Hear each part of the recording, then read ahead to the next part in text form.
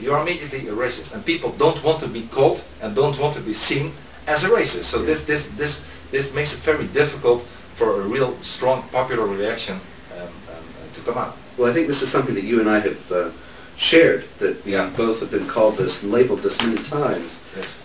What is your response to people when they say to you that Fitna is racist or Wilders is racist? Yes. How do you respond? Well, I always respond by saying that people who think that are really not only very wrong, but it's insulting. I mean, you don't have to like my what I'm standing for. You can vote on another party. You can say, well, this Wilders is a crazy guy. Whatever. You can. People are free to think and do what they like.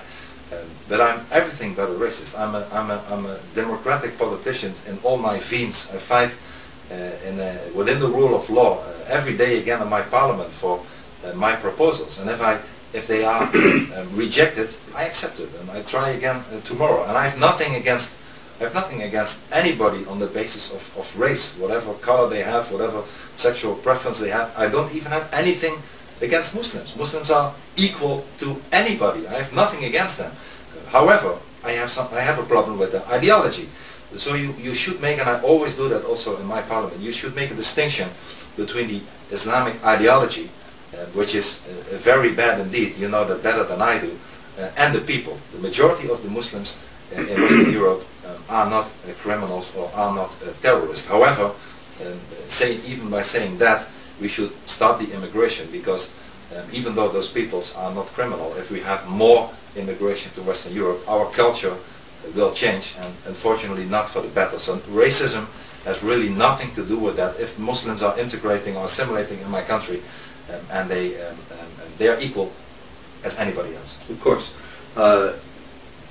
Yes, you say, speaking about immigration, it might be useful to ask you if the Dutch government has any mechanism whatsoever to try to distinguish between Muslims who are bringing the Islamic supremacist ideology and hoping to impose Sharia ultimately upon the Netherlands, and Muslims who are interested in assimilating. Yes. Are they even making any attempt to distinguish between the two? No, really not. The only attempt they do, but it's a different cup of tea, they ask people to go to a course in order to not only learn the language, but to get acquainted with the values of the Netherlands. But then again, last year they spent hundreds of millions of euros in order to achieve that. But the classes are empty because they are, two-thirds is empty because they are not attending. Why are they not attending? A, because they are not interested, and B, because there is no penalty if they don't come. We are not saying that, well, we spend a lot of taxpayers' money for you to integrate in our society. You are welcome to do that. But if you don't come, please, leave our country. We are not doing that. So there's no incentive at all to come. Then again, I think I would be in favor now, all the problems that we have and all the demographical problems that we face, that there should be a full stop, at least for a couple of years, when it comes to the immigration from Muslim countries. Absolutely. Because I believe that, and you know the word taqiyya, when I was still at primary school, but you know what taqiyya means, and it means that even though there is no mechanism, Muslims can, I'm not saying they all do, but they can lie, and they can be politically correct. But I'm very sure that if the numbers grow, and they will, but not even become 51%, not even a majority. I mean, you know, there have been studies where countries being compared where the Muslim population was 15, 20, 25, 30%. And even if they are not a majority but become stronger, they will change their tune, and the Islamization will be very hard to be returned into what we have today. Oh, quite so, and we're already seeing that. Yeah. You mentioned a little while back Islamization and the demands for accommodation. And we're seeing those increasingly in the United States. Yeah. They've actually stepped up markedly over just the last couple of years. And I have been reporting on them, and for example, people saying in the Swift meatpacking plants in Nebraska and Colorado that the Muslims saying that they will not take the breaks at the ordinary times. They demand that the break schedule be changed so that they can stop work and break the Ramadan fast. And the meatpacking plant was happy to accommodate them, but then the non-Muslims protested and said that this meant that they had to work longer hours.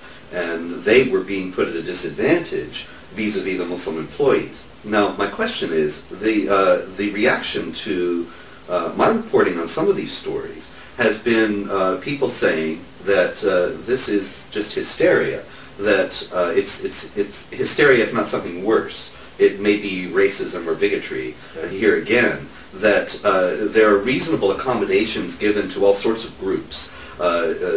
Orthodox Jews have won permission to wear the kippah in various circumstances, in various professional activities. Why should it be any different to grant a few cultural accommodations to Muslims?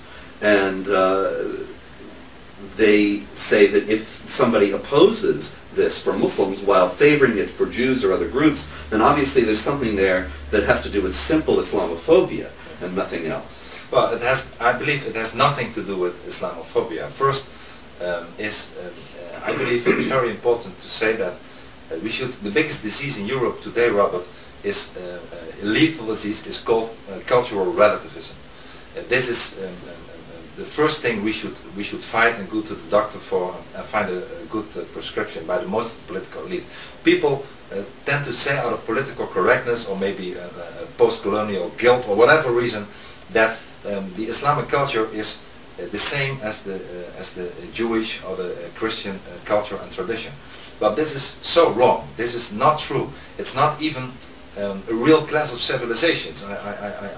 I subscribe to what the brave woman Wafa Sultan said about this. She says it's not even a clash of civilization. It's a clash between rationality and barbarism or backwardness. And one difference as well is that the Islamization, Islam comes to the West not to assimilate, not to integrate. That is a mistake that many people, also in my country, make. And if you go out of the idea that people are here to assimilate, why should you not give them a holiday or let them work earlier or whatever? But this is not the truth. They are there to submit us. They are there to overrule us. They are there to change the whole country into their system. And Islam knows nothing but Islam. And it has no place for anything else but Islam. So if we would accommodate it, let me tell you, it will be not just one step. The day after we give them a public holiday or compulsory halal food on schools, the next day it will be something else. And the day after it will be something else again. And this is very bad. And I'm very disappointed also in my own country. We have a cabinet member, and she's from a Christian party, the Christian Union Party. And she said publicly that she could imagine that the end of the Ramadan would be a national holiday in the Netherlands. Can you remember a Christian member of the Dutch cabinet? And there was an enormous public outrage. I mean, I was happy that she said it, even though it was stupid, because it showed that the people are increasingly fed up by the accommodation and the appeasing of a Muslim minority, and but more important, the culture that wants to destroy us. Because this is the end of the day what Islam will do. It will destroy everything that we stand for. And the more we accommodate them, the less we will get in return, I'm sure of that.